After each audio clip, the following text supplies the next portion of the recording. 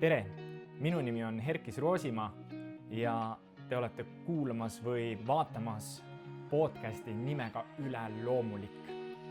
Ja see podcast tegelikult sündis selliselt, et mõned aastad tagasi minu ja minu abikaasa elus hakkasid sündima ülivägevad imed, mida Jeesus tegi meie peres.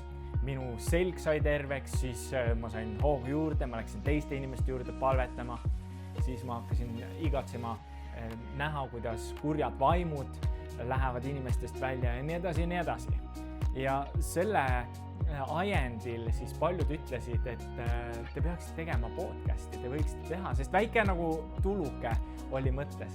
Ja nüüd me oleme võtnud asjad kätte, see on meie podcasti stuudio siin, mis on meie kodus ja siin me filmime siis erinevaid imede lugusid, mis Jeesus on teinud kellegi elus.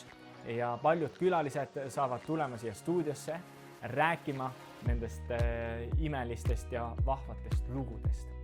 Nüüd esimene selline osa või siis see podcasti lugu läheb käiku 1.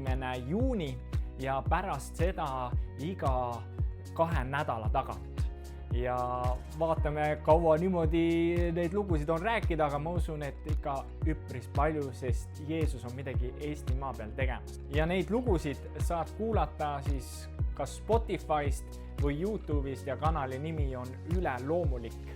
Nii et kohtume peagi juba 1. juunil ja pärast seda ka.